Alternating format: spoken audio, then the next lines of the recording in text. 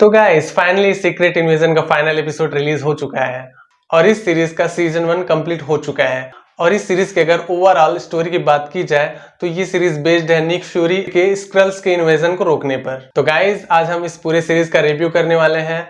तो गाइस मैं हूं विशाल और स्क्रीन सिच के एक और नए वीडियो में आप सभी का स्वागत है।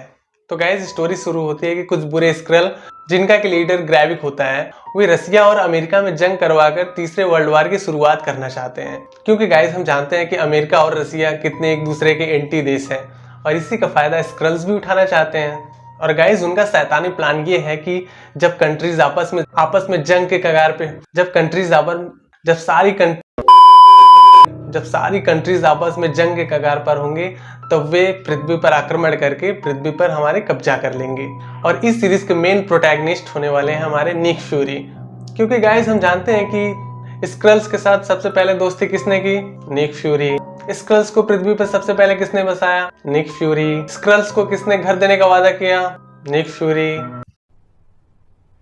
क्या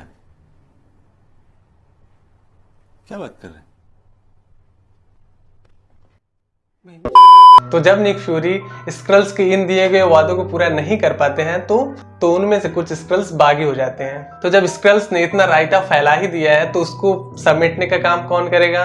ऑफ कोर्स निक फ्यूरी।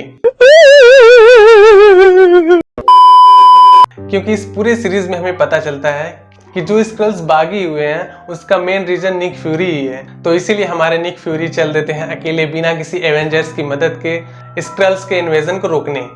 और गाइज इसके लिए वो सेबर स्टेशन से पृथ्वी पर आते हैं और आते ही उन्हें पता चलता है कि लगभग हर बड़े बड़े पोस्ट पर स्क्रल्स ने कब्जा जमा रखा है। और गाइज जैसा कि हम जानते हैं कि स्क्रल्स के लिए ये करना आम बात है क्योंकि स्क्रल्स किसी का भी रूप ले सकते हैं।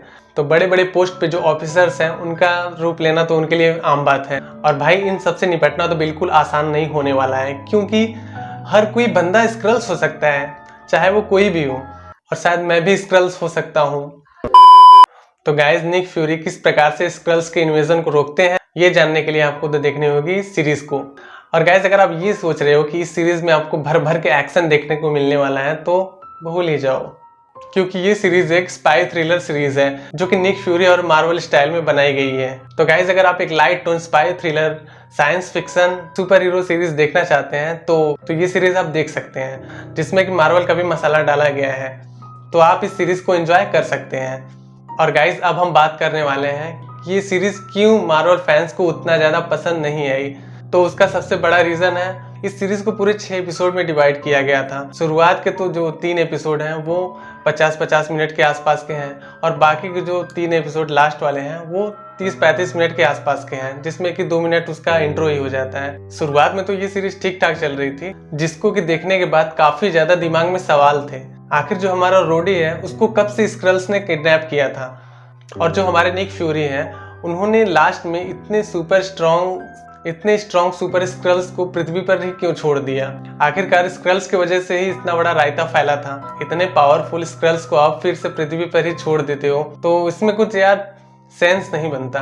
और जितने लोगों को ग्रेविक ने अपने बेसमेंट में बंद किया हुआ था उन लोगों पर इतने दिनों के बाद भी कोई रेडिएशन का इफेक्ट नहीं हुआ है। यह आखिर सोचने वाली बात ही है ना। और गाइस जिस छोटे से क्लिप को देखने के लिए हम मार्वल फैंस थिएटरों में 10-10 मिनट तक बैठे रह जाते हैं तो इस सीरीज में एक भी पोस्ट क्रेडिट सीन नहीं डाला गया है जो कि काफी ज्यादा डिसअपॉइंटिंग था। तो गाइस ओवरऑल इस सीरीज की बात की जाए तो ये एक ठीक ठाक सी सीरीज थी जिसे कि आप बिना किसी एक्सपेक्टेशन के देखने पर एंजॉय कर पाएंगे।